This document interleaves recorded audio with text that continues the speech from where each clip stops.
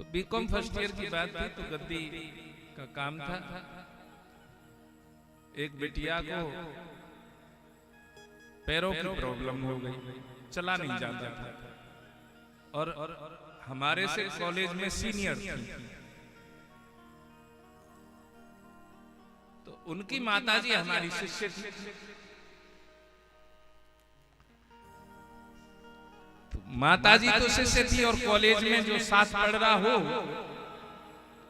उसका तो उतना भाव नहीं हो सकता ना, थोड़ा कम ही होगा उसमें। मैं उनका कोई अपराध नहीं मानता।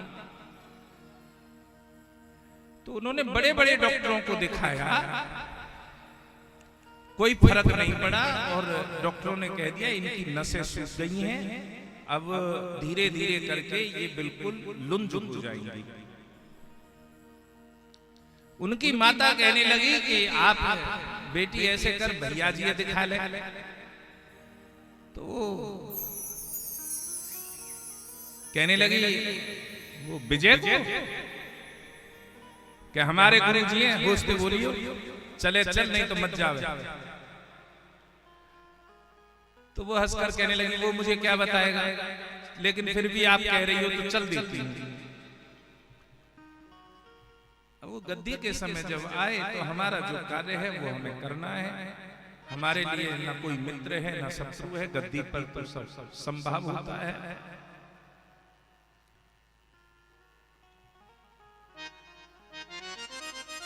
तो मैंने कहा कि जो भी गणित लगाना था लगाने के बाद मैंने कहा बस छोटा सा उपाय करना है आपको कि दो जौ के आटे की लोई बनानी है और 11 दिन तक बस गाय को देनी है। तो वो मेरा उपहास उड़ाते हुए कहने लगी कि इतने बड़े बड़े डॉक्टर फेल हो गए और खुद बीकॉम कर रहा है और मुझसे कह रहा है 2 लोई दे देना और उससे ठीक हो जाओगी। मैंने कहा यदि मैं कोई बड़ा तंत्र मंत्र तुम्हें बताता तो तुम्हारा शायद विश्वास हो जाता कि तुम मरने वाले हो, या ढोंग कोई करता, मैं प्रपंच करता तो शायद तुम ये सोचती कि ये बहुत अच्छा है। अरे जो सरल उपाय है, आपकी माताजी मेरी शिष्या है, इसलिए मेरा कर्तव्य है कि शिष्य पर कोई भी भार है तो उसे दूर किया जाए सरलता से, सुगमता से। चलो ठीक है। उनकी माताजी ने उन्हें बड़ा डांटा, घर ले गई और उन्होंने उनसे वो कार्य कराया।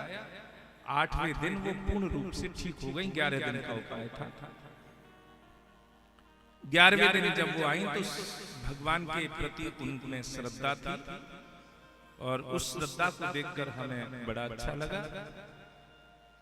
11वें दिन उन्होंने कहा, क्योंकि मैंने पहले बोल दिया मैं 11 दिन के बाद ही मुझसे मिलना, उससे पहले मत मिलना। 8 दिन में वैसे वो ठीक हो गई थी, लेकिन 11वें दिन जब आई तो आकर श्रद्धा से परिपूर्ण, आस्था से परिपूर्ण थी।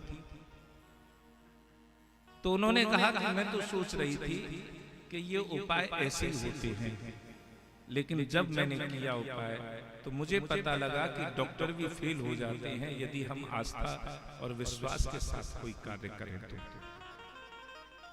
तो मैं अपना अनुभव बोल रहा हूं, मैं दूसरे की बातें नहीं बोल रहा हूं कि भगवान के लिए प्रियते अम्लया भक्त्या,